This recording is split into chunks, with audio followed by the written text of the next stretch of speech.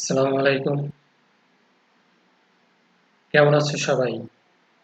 আশা করছি এই করোনাকালীন সময়ের মধ্যে তোমরা সবাই বাড়িতে নিরাপদে আছো এবং সুস্থ আছো। সেই আশাবাদ ব্যক্ত করে আজকের online class Kachua degree college এর পক্ষ থেকে সবাইকে স্বাগত জানাচ্ছি।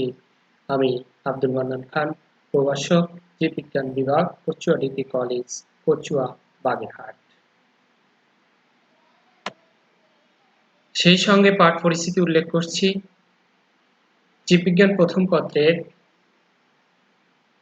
একাদশ দ্বাদশ শ্রেণীর সপ্তম অধ্যায়ের নগ্নবীজি ও আবৃতবীজি উদ্ভিদ অধ্যায়ের যে কোনো একটি বিষয় নিয়ে তোমাদের সঙ্গে আজকে আলোচনায় অংশ নেব।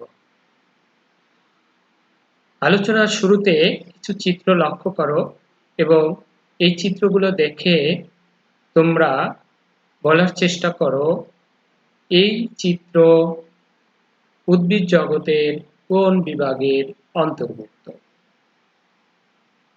তো প্রথমে যে উদ্ভিদটা দেয়া আছে দেখো, এই উদ্ভিদটা সম্পর্কে তোমরা সবাই আমার মনে হয় কম বেশি জানো।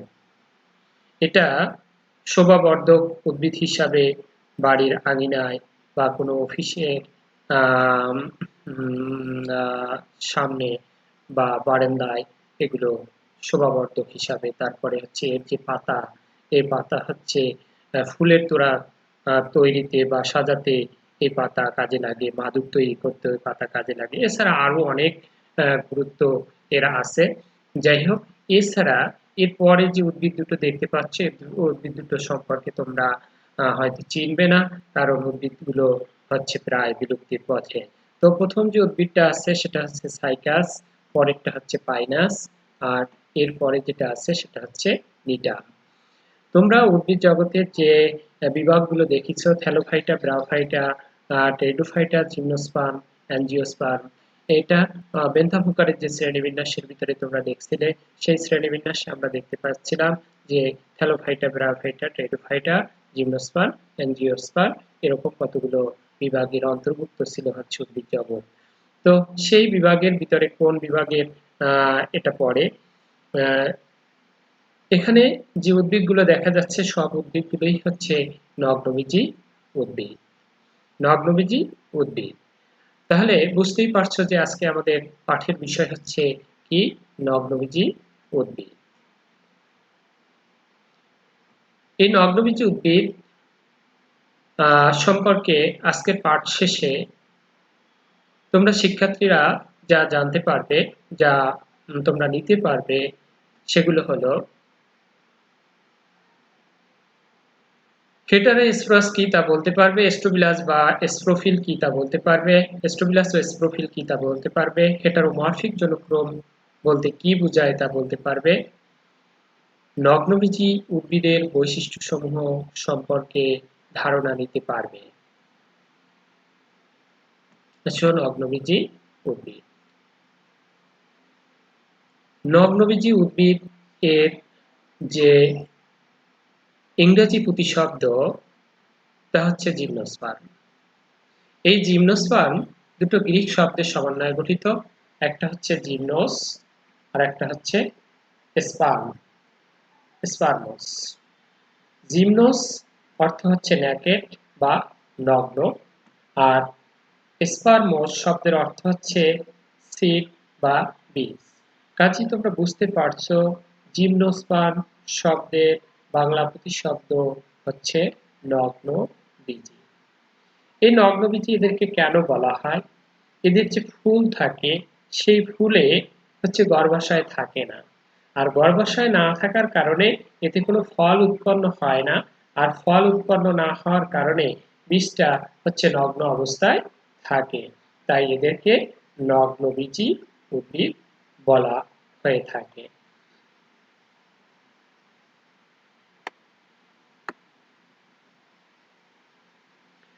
আচ্ছা, উদ্ভিদ বিজ্ঞানের জনক থিওফ্রাস্টাস তার ইনকোয়ারি ইনটু প্লান্টস নামক গ্রন্থে সর্বপ্রথম এই জিমনোস্পার্ম শব্দটি ব্যবহার করেন।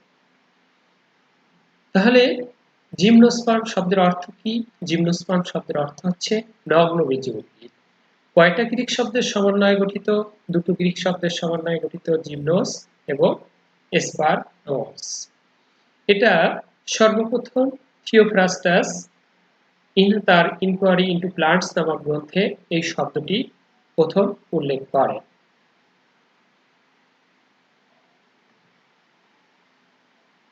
এই নগ্নবীজী উদ্ভিদের মধ্যে যত প্রজাতি বাংলাদেশে পৃথিবীতে এখন টিকে আছে তার ভিতরে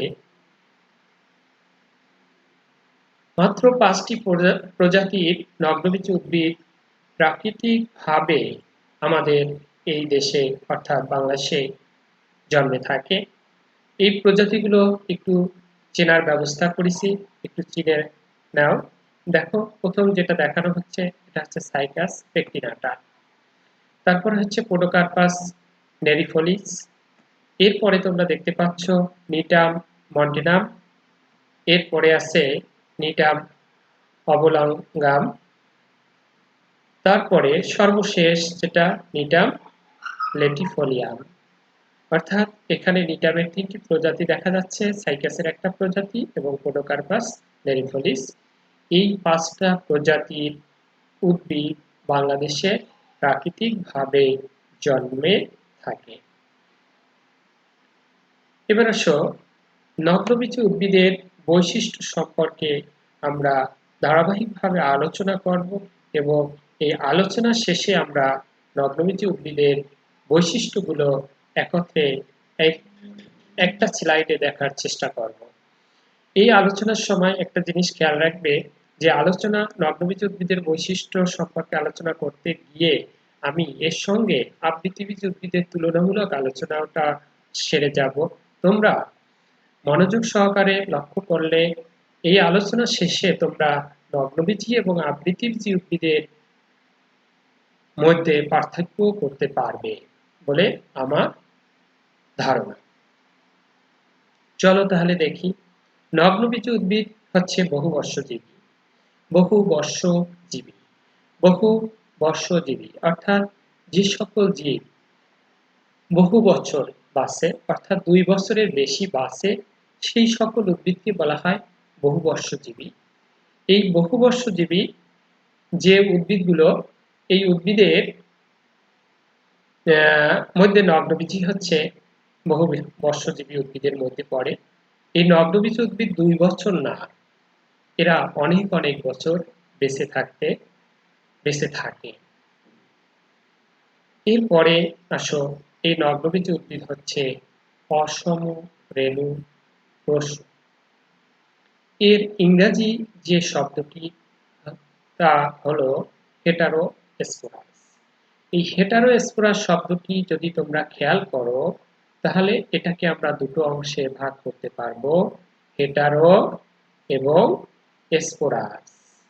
এই হেটারো শব্দের অর্থ তোমরা জানো ভিন্ন বা ভিন্ন রকম, আর স্পোর মানে রেণু, সেভাবে হচ্ছে ভিন্ন রকমের রেণু বা অসম রেণু।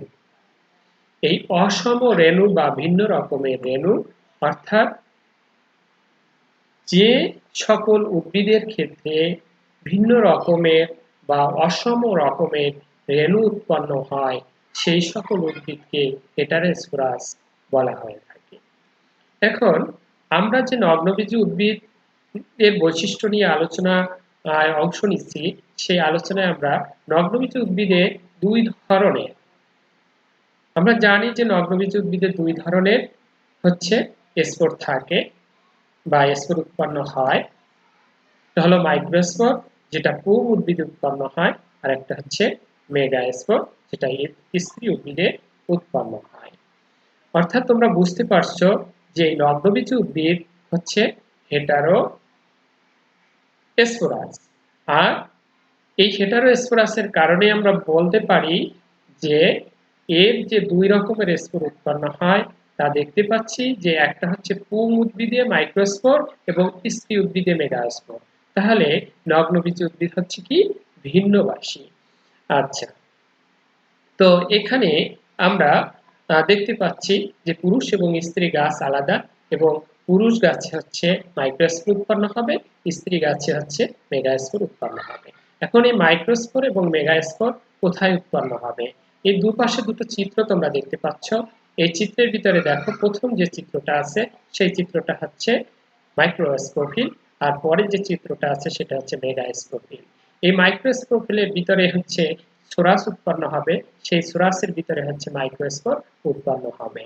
আর এখানে যে ডিম্বক দেখতে পাচ্ছ, এই যে কতগুলো ডিম্বক, এই ডিম্বকের ভিতরে হচ্ছে মেগাস্পোর উৎপন্ন হবে, এবং এই ডিম্বকের ভিতরেই মেগাস্পোর উৎপন্ন হবে। মেগাস্পোর থেকে পরবর্তীতে হচ্ছে ডিম্বাণু উৎপন্ন হবে। আর এই মাইক্রোস্পোর থেকে পরবর্তীতে শুক্রাণু উৎপন্ন হবে। এই শুক্রাণু এবং ডিম্বাণু মিলনের মাধ্যমে তাদের নিষেক প্রক্রিয়া সম্পন্ন করবে। এরপরে আসো চিরসবুজ। চিরসবুজ শব্দটার ভিতরে এর অর্থটা লুকিয়ে আছে। চিরসবুজ মানে সারা জীবন হচ্ছে এরা সবুজ থাকে, অর্থাৎ যে সকল উদ্ভিদ জীবনের যতদিন বাঁচে ততদিন তারা সবুজ বর্ণের হয়ে থাকে। অর্থাৎ যখন কোনো রোগ দ্বারা আক্রান্ত হয় এবং আক্রান্ত হয়ে বা বয়সের কারণে যদি কোনো পাতা ঝরে যায়, তাহলে সেটা হচ্ছে অন্যভাবে ঝরে যায়, সেটাকে আমরা এই চিরসবুজ থেকে আলাদা করব না। অর্থাৎ যে সকল উদ্ভিদের ক্ষেত্রে সারা বছর ধরে পাতা সবুজ থাকে, বছরে কখনো পাতা ঝরে যায় না, তাদেরকে আমরা চিরসবুজ বলে থাকি। তো আমরা যদি একটু লক্ষ্য করি যে বাংলাদেশের বনাঞ্চলকে তিনটা ভাগে ভাগ করা যায়। একটা হচ্ছে চিরসবুজ বা অর্ধ চিরসবুজ ও অর্ধ চিরসবুজ বনাঞ্চল, আর একটা হচ্ছে পত্র ঝরা বা পর্ণমোচী বনাঞ্চল, সর্বশেষ হচ্ছে ম্যানগ্রোভ বা উপকূলীয় বনাঞ্চল। এখানে যদি আমরা লক্ষ্য করি তাহলে ম্যানগ্রোভ বনাঞ্চল কি? ম্যানগ্রোভ বনাঞ্চল আমরা জানি যে লবণাক্ত এবং কর্দমাক্ত যে ভেজা মাটি, সেই ভেজা মাটির উদ্ভিদকে বলা হয় ম্যানগ্রোভ উদ্ভিদ। আর শীতকালে আমরা কিছু উদ্ভিদে দেখি পাতা ঝরে যায় এবং বসন্তকালে নতুন নতুন পাতা গজায়। এই শীতকালে ঝরে যায় এবং বসন্তকালে নতুন পাতা গজায়, তাহলে ঝরে যায় মানে পত্র ঝরা বা পর্ণমোচী বনাঞ্চল বলা হয় এদেরকে। এছাড়া কিছু উদ্ভিদ যাদেরকে সারা জীবনে কখনো তাদের পাতা ঝরে যায় না, এরকম কিছু উদ্ভিদ আছে যাদেরকে চিরসবুজ উদ্ভিদ বলা হয়ে থাকে।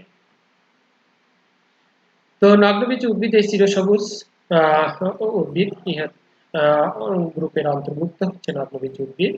এরপরে আসো, নগ্নবীজ উদ্ভিদের একটা গুরুত্বপূর্ণ বৈশিষ্ট্য হচ্ছে এস্টোবিলাস, যে এস্টোবিলাস হচ্ছে জনন কার্যে অংশগ্রহণ করে থাকে। তো এস্টোবিলাস সম্পর্কে জানতে গেলে সর্বপ্রথম আমাদের যে বিষয়টা জানতে হবে সেটা হচ্ছে এসপ্রোফিল। এসপ্রোফিল কি? এসপ্রোফিল সম্পর্কে জানতে পারলে আমরা এস্টোবিলাস কি তা বলতে পারবো। তো এসপ্রোফিল দেখো, এসপ্রোফিল অর্থ হচ্ছে রেণু পত্র, অর্থাৎ যে পত্রে রেণু উৎপন্ন হয় সেই পত্রকে বলা হয় এসপ্রোফিল বা রেণু পত্র। এখন আমরা যদি নগ্নবীজ উদ্ভিদের ক্ষেত্রে লক্ষ্য করি তাহলে দুই ধরনের এসপ্রোফিল দেখতে পাবো। তোমরা চিত্রে দেখতে পাচ্ছ, এখানে চিত্রে এই যে স্প্রোফিলটা দেখা যাচ্ছে এটাকে বলা হয় হচ্ছে মাইক্রোস্প্রোফিল, যেটা পুং উদ্ভিদে উৎপন্ন হয়ে থাকে। আর এই পাশে যেটা দেখতে পাচ্ছ এটা হচ্ছে মেগাস্প্রোফিল, যেটা স্ত্রী উদ্ভিদের ক্ষেত্রে উৎপন্ন হয়ে থাকে। এই মাইক্রোস্পোফিল এবং মেগাস্পোফিল, এই মাইক্রোস্পোফিলের ভিতরে হচ্ছে মাইক্রোস্পোর, সেখান থেকে হচ্ছে শুক্রাণু উৎপন্ন হবে। এই মেগাস্পোফিলের ডিম্বাণু, এই ডিম্বাণুর ভিতরে হচ্ছে মেগাস্পোর, সেই মেগাস্পোর থেকে স্ত্রী রেণু বা মেগাস্পোর থেকে উৎপন্ন হবে হচ্ছে ডিম্বাণু। তো আমরা এক্ষেত্রে এই মাইক্রোস্পোর একটা উদ্ভিদের ক্ষেত্রে দেখতে পাবো এবং মেগাস্পোর একটা উদ্ভিদের ক্ষেত্রে দেখতে পাবো। তো পুং উদ্ভিদের ক্ষেত্রে আমরা মাইক্রোস্পোফিল দেখতে পারবো। এই পুং উদ্ভিদের ক্ষেত্রে যে মাইক্রোস্পোফিল গুলো উৎপন্ন হয়, এই মাইক্রোস্পোফিল অনেকগুলো মাইক্রোস্পোফিল ঘনভাবে সন্নিবেশিত হয়ে এরকম একটা কোণ আকৃতি গঠন করে, যেটাকে আমরা এস্টোবিলাস বলে থাকি। অর্থাৎ এই যে মাইক্রোস্পোফিল গুলো, এই মাইক্রোস্পোফিল গুলো ঘনভাবে সজ্জিত হয়ে যে গঠনটা তৈরি করে, এই গঠনটাকে বলা হয় হচ্ছে এস্টোবিলাস। এই এস্ট্রোবিলাস কিন্তু স্ত্রী উদ্ভিদের ক্ষেত্রে এই মেগাস্ট্রোফিল গুলো ওইভাবে ঘনভাবে সজ্জিত হয়ে এরকম কোনো এস্ট্রোবিলাস গঠন করে না। তাই আমরা এস্ট্রোবিলাসের সংজ্ঞায় বলতে পারি কোন উদ্ভিদে মাইক্রোস্পোফিল গুলো ঘনভাবে সজ্জিত হয়ে যে গঠন তৈরি করে তাকে বলা হয় এস্ট্রোবিলাস বা কোন। এরপরে আসো, ফল সৃষ্টি হয় না এবং বীজ নগ্ন অবস্থায় থাকে। ফল সৃষ্টি হয় না, বীজ নগ্ন অবস্থায় থাকে। আমরা জানি যে গর্ভাশয় ফলে পরিণত হয় আর ডিম্বক হচ্ছে বীজে পরিণত হয়। তাহলে গর্ভাশয় ফলে পরিণত হয়, এখানে লেখা আছে ফল সৃষ্টি হয় না, তার মানে বুঝতেই পারছো যে এই নগ্নবীজী উদ্ভিদে কি থাকে না, গর্ভাশয় থাকে না। আর গর্ভাশয় না থাকার কারণে এখানে ফল সৃষ্টি হয় না। এখানে দেখো, আমি একটা চিত্র এখানে দেখাচ্ছি, এটা আবৃতবীজী উদ্ভিদের ক্ষেত্রে এটা লক্ষ্য করা যায় যে এখানে এটা হচ্ছে গর্ভাশয়, এটা গর্ভাশয়। এই গর্ভাশয়ের ভিতরে তোমরা দেখতে পাচ্ছ যে এই ছোট রকমের যেটা আছে এটাকে বলা হয় ডিম্বক, ডিম্বকের ভিতরে হচ্ছে ডিম্বাণু উৎপন্ন হচ্ছে। তো এই যে গর্ভাশয় আর ভিতরে আছে ডিম্বক। আর অন্য ক্ষেত্রে যদি তোমরা নগ্নবীজী উদ্ভিদের ক্ষেত্রে লক্ষ্য করো তাহলে এক্ষেত্রে শুধু দেখো ডিম্বক আছে, কিন্তু ডিম্বকের চারপাশে কোনো গর্ভাশয়ের প্রাচীর থাকে না।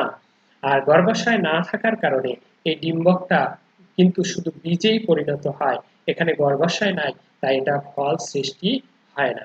আর এই গর্ভাশয় এখানে না থাকার কারণে এটা দেখা যায় যে এই বীজ যেটা তৈরি হয় সেই বীজটা হচ্ছে নগ্ন অবস্থায় থাকে, অর্থাৎ খোলা অবস্থায় থাকে, শুধু বীজই বাইরে থেকে দেখা যাবে, এর বাইরে কোনো ফলের আবরণ থাকবে না।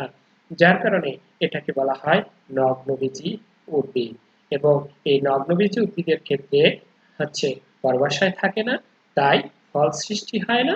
আর গর্ভাশয় না থাকার কারণে ডিম্বকটা নগ্ন অবস্থায় থাকে বা ব্যক্ত অবস্থায় থাকে, যার কারণে বীজ নগ্ন অবস্থায় থাকে। এরপরে আসো, নগ্নবীজিতে দ্বিনিষেক ঘটে না। এখন বিষয়টা হচ্ছে, আমরা তো নিষেক সম্পর্কে জানি যে শুক্রাণু এবং ডিম্বাণু মিলিত হয়ে নিষেক সংগঠিত হয়। তাহলে দ্বিনিষেক বিষয়টা কি? চলো আমরা দেখি দ্বিনিষেক বিষয়টা কি। দ্বিনিষেক, এখানে দুটো চিত্র আগে একটু লক্ষ্য করো, একটা হচ্ছে পুং গ্যামেটোফাইটের চিত্র আর একটা হচ্ছে স্ত্রী গ্যামেটোফাইটের চিত্র। এই পুং গ্যামেটোফাইটের ভিতরে দেখো দুটো শুক্রাণু আছে এবং স্ত্রী গ্যামেটোফাইটের ভিতরে হচ্ছে ডিম্বাণু এবং সেকেন্ডারি নিউক্লিয়াস এখানে চিহ্নিত করা হয়েছে। আমাদের এই বিষয়গুলো কাজে লাগবে। এখানে দুটো শুক্রাণু, নিষেক ঘটাতে তো একটা শুক্রাণু দরকার হয়, তাহলে দুটো শুক্রাণু কি প্রয়োজনে লাগবে? দেখো, এখানে আমি দুটো চিহ্নিত করেছি, তার মানে দুটো শুক্রাণু এখানে কাজে লাগবে। দেখো কিভাবে কাজে লাগে। তোমরা জানো যে শুক্রাণু এবং ডিম্বাণু মিলিত হয়ে হচ্ছে নিষেক প্রক্রিয়া সম্পন্ন হয়। তাহলে আমরা দেখি এই শুক্রাণু এবং ডিম্বাণু মিলিত হয়ে নিষেক সম্পন্ন হলো। অর্থাৎ এই যে দুটো শুক্রাণু ছিল, এই দুটো শুক্রাণুর একটা শুক্রাণু এসে ডিম্বাণুর সঙ্গে মিলিত হবে, আর যে একটা বাকি শুক্রাণু আছে এই শুক্রাণুটা হচ্ছে সেকেন্ডারি নিউক্লিয়াসের সঙ্গে মিলিত হবে। অর্থাৎ এই যে সেকেন্ডারি নিউক্লিয়াস এর সঙ্গে মিলিত হয়ে, যেহেতু আগে দুটো ছিল এবং আরো একটা এসে যুক্ত হলো, তাহলে তিনটা একসঙ্গে যুক্ত হলো, তাহলে এটাকে তখন বলা হয় ত্রিমিলন। এই ত্রিমিলনটা হচ্ছে এক ধরনের মিলন বা এক ধরনের নিষেক। এই কারণে এই নিষেক এবং ত্রিমিলন এই দুটো একসঙ্গে সংগঠিত হয় বিদায় এটাকে দ্বিনিষেক বলা হয়ে থাকে। কিন্তু নগ্নবীজী উদ্ভিদের ক্ষেত্রে এই প্রক্রিয়া সংঘটিত হয় না, এটা শুধুমাত্র আবৃতবীজী উদ্ভিদের ক্ষেত্রে এই প্রক্রিয়া সংঘটিত হয়। এখন দেখো, এখানে যে শুক্রাণু এবং ডিম্বাণু মিলিত হয়ে যে নিষেক প্রক্রিয়া সম্পন্ন হলো, তারপরে জাইগোট উৎপন্ন হবে, জাইগোটটা ভ্রূণে পরিণত হবে। এই ভ্রূণের চারিদিকে যে শস্যটা থাকবে সেই শস্যটা হচ্ছে এখানে যে ত্রিমিলনের ফলে যেটা উৎপন্ন হলো, সেই ত্রিমিলনের ফলে যে আহ বিষয়টা উৎপন্ন হলে এটা পরবর্তীতে এন্ডোস্পার্মে পরিণত হয়। এই এন্ডোস্পার্মটা হচ্ছে এই ভ্রূণের চারপাশে অবস্থান করবে এবং দেখা যাবে যে এর বাইরের দিকে আবার ছিল গর্ভাশয়, গর্ভাশয়টা তখন ফলে পরিণত হবে। তো এই ফল থেকে আমরা বীজ পাবো, বীজ থেকে নতুন চারা গাছের জন্ম হবে। তো এখানে যে এন্ডোস্পার্মটা আমরা দেখলাম, যে এখানে যে এন্ডোস্পার্ম তৈরি হয়, এটা যে এন্ডোস্পার্মে পরিণত হয়, এই ত্রিমিলনের ফলে এটা যে এন্ডোস্পার্মে পরিণত হয়, সেই এন্ডোস্পার্মটা দেখো 3টা নিউক্লিয়াস একসঙ্গে, তার মানে এন যোগ এন যোগ এন মানে 3n, অর্থাৎ এটাকে বলা হয় ট্রিপ্লয়েড। অর্থাৎ এটা ট্রিপ্লয়েড। এই ক্ষেত্রে দ্বিনিষেকের ক্ষেত্রে আমরা আবৃতবীজী উদ্ভিদের ক্ষেত্রে দেখি এন্ডোস্পার্ম ট্রিপ্লয়েড, এবং নিষেকের পর কিন্তু এই এন্ডোস্পার্মটা তৈরি হবে নিষেকের পর। কিন্তু নগ্নবীজী উদ্ভিদের ক্ষেত্রে দেখা যায় নিষেকের পূর্বেই এই এন্ডোস্পার্ম গঠিত হয়, ফলে সেটা হ্যাপ্লয়েড থাকে। এরপরে আসে সাধারণত আর্কিগোনিয়া দেখা যায়। আর্কিগোনিয়া কি? এই আর্কিগোনিয়া স্ত্রী জননাঙ্গকে আর্কিগোনিয়া বলা হয়। আমরা আদিকালে যে সমস্ত উদ্ভিদ সম্পর্কে আমরা জানতে জেনেছি, বা আদিকালে উদ্ভিদ সম্পর্কে যদি আমরা একটু দেখি, তাহলে দেখতে পাবো যে আদিকালে যে উদ্ভিদগুলো ছিল তাদের স্ত্রী জননাঙ্গে আর্কিগোনিয়াম নামক একটা অঙ্গ তৈরি হতো। আর এই আর্কিগোনিয়াম যে সমস্ত উদ্ভিদের ক্ষেত্রে দেখা যায়, সে সমস্ত উদ্ভিদকে আমরা আদি প্রকৃতির উদ্ভিদ বলে থাকি। তো এই আর্কিগোনিয়াম দেখতে ফ্লাক্স আকৃতির। এখানে পাশে একটা আর্কিগোনিয়াম দেয়া আছে দেখো। তো এই আর্কিগোনিয়ামের একটা গ্রীবা আছে, একটা উদর আছে। এই গ্রীবা নালীকোষ এবং উদরে উদরীয় নালীকোষ থাকে। এই গ্রীবা নালীকোষ এবং উদরীয় নালীকোষের নিচের দিকে এই উদরে ডিম্বাণু অবস্থান করে।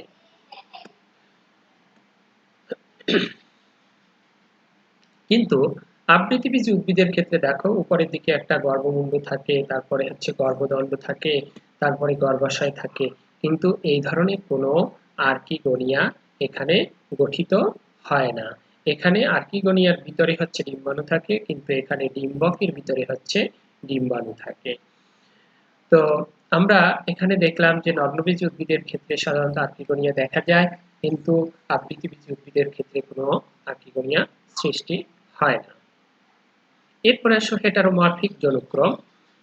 তো এখানে দুটো শব্দ আছে, হেটারোমরফিক আর একটা জনুক্রম।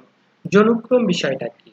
জনুক্রম, আমরা যদি কোনো জীবের জীবনচক্র লক্ষ্য করি তাহলে দেখব যে স্প্রোফাইটিক এবং গ্যামেটোফাইটিক এরকম দুটো পর্যায় আছে। অর্থাৎ যে পর্যায়ে স্প্রো উৎপন্ন হয় সেই পর্যায়কে স্প্রোফাইটিক পর্যায়, এবং যে পর্যায়ে গ্যামেট উৎপন্ন হয় সেটাকে বলা হয় গ্যামেটোফাইটিক পর্যায়। এই গ্যামেটোফাইটিক পর্যায় এবং স্প্রোফাইটিক পর্যায়গুলো পর্যায়ক্রমিক যে আবর্তন, এই আবর্তনকে বলা হয় জনুক্রম। তো এবার আসো হেটারোমরফিক বিষয়টা কি? এই হেটারোমরফিকটা কি? জনুক্রম তো বুঝলাম, এবার হেটারোমরফিকটা কি? হেটারোমরফিক হলো, হেটারো তোমরা জানো যে হেটারো মানে ভিন্ন, আর মরফিক অঙ্গসংস্থানিক যে বৈশিষ্ট্য, অঙ্গসংস্থানগত যে গঠন সেটাকে বোঝাচ্ছে, অর্থাৎ আকার আকৃতিকে বোঝাচ্ছে। তো এখানে আমি একটা জীবনচক্র দেখাচ্ছি, দেখো এই জীবনচক্রের দুটো পর্যায়ে আমি দেখাচ্ছি, গ্যামেটোফাইটিক পর্যায় এবং স্প্রোফাইটিক পর্যায়। এটা এখানে যে জীবনচক্রটা দেখানো হচ্ছে এটা ফার্ন উদ্ভিদের জীবনচক্র বা টেরিডোফাইটার অন্তর্ভুক্ত একটা উদ্ভিদ, ফার্ন বা টেরিস, তার জীবনচক্র এখানে দেখানো হচ্ছে। তো ফার্ন উদ্ভিদের জীবনচক্র ছিল হেটারোমরফিক, সেই কারণে এখানে উদাহরণটা আমি টেনে নিয়ে আসছি। তো এখানে দেখো গ্যামেটোফাইটিক পর্যায়টা খুবই সংক্ষিপ্ত। এই স্পোর থেকে প্রোথ্যালাস গঠিত হয়, তার থেকে এই গ্যামেট উৎপন্ন হয়। অত্যন্ত সংক্ষিপ্ত একটা পর্যায়, কিন্তু স্প্রোফাইটিক পর্যায়টা অত্যন্ত বৃহৎ একটা পর্যায়। দেখো এই বৃহৎ পর্যায় এবং এই সংক্ষিপ্ত পর্যায়, দুই পর্যায়ে যে বিষয়গুলো আছে সেগুলো দেখো আকার আকৃতিতে কিন্তু একরকম নয়, এরা আকার আকৃতিতেও ভিন্ন রকমের। আর এই কারণে যে গ্যামেটোফাইটিক সংক্ষিপ্ত, স্প্রোফাইটিক দীর্ঘ, গ্যামেটোফাইটিক এবং স্প্রোফাইটিক পর্যায়গুলো আকার আকৃতি ভিন্ন প্রকৃতির এবং স্বতন্ত্র, তাই এদেরকে হেটারোমরফিক জীবনচক্র বলা হয়। তাই একে হেটারোমরফিক জীবনচক্র বলা হয়। এরপরে আসো, জাইলেম টিস্যুতে ভেসেল এবং ফ্লোয়েম টিস্যুতে সঙ্গী কোষ থাকে না। এখন এই জাইলেম এবং ফ্লোয়েম কি? আসলে এরা পরিবহন কলাগুচ্ছ বা পরিবহন কলাতন্ত্র গঠনে অংশগ্রহণ করে থাকে। পরিবহন কলাতন্ত্রের কাজ কি? পরিবহন কলাতন্ত্রে জাইলেম এবং ফ্লোয়েম নিয়ে গঠিত। যেহেতু জাইলেম হচ্ছে মূল থেকে পানি এবং খনিজ লবণ কাণ্ড এবং পাতায় পৌঁছে দেয় এবং পাতায় তৈরি খাদ্য ফ্লোয়েম টিস্যুর মাধ্যমে সারা অঙ্গে পরিবাহিত হয়ে থাকে। তো এই জাইলেম যে টিস্যুটা, এই জাইলেম টিস্যুর কিছু উপাদান আছে। জাইলেম টিস্যুর উপাদানের ভিতরে হচ্ছে tracheid, vessel, xylem parenchyma, xylem fibre. এর ভিতরে নগ্নবীজী উদ্ভিদের ক্ষেত্রে এই ভেসেল থাকে না। এরপরে আসো ফ্লোয়েম টিস্যু। ফ্লোয়েম টিস্যুর এরকম কিছু উপাদান আছে: সিগনল, সঙ্গী কোষ, ফ্লোয়েম প্যারেনকাইমা, ফ্লোয়েম ফাইবার। এর ভিতরে ফ্লোয়েমের যে সঙ্গী কোষটা, এই সঙ্গী কোষ হচ্ছে নগ্নবীজী উদ্ভিদের ক্ষেত্রে থাকে না। তাহলে আমরা দেখতে পাইলাম যে এখানে যে জাইলেমের যে উপাদানগুলো আছে এবং ফ্লোয়েমের যে উপাদানগুলো আছে, এগুলো শুধু আবৃতবীজী উদ্ভিদের ক্ষেত্রে এই উপাদানগুলো সবই থাকে, কিন্তু নগ্নবীজী উদ্ভিদের ক্ষেত্রে জাইলেমে ভেসেল এবং ফ্লোয়েমে সঙ্গী কোষ থাকে না। তো এতক্ষণ আমরা যে বৈশিষ্ট্যগুলো নিয়ে আলোচনা করলাম, বৈশিষ্ট্যগুলো আসলে এত আলোচনা করে লেখার কোনো দরকার নেই। পরীক্ষা আসলে শুধু বৈশিষ্ট্যগুলো তুলে ধরতে হবে। সেই কারণে বৈশিষ্ট্যগুলোকে আমি একটা স্লাইডে দেখানোর চেষ্টা করছি। স্লাইডটা একটু লক্ষ্য করো।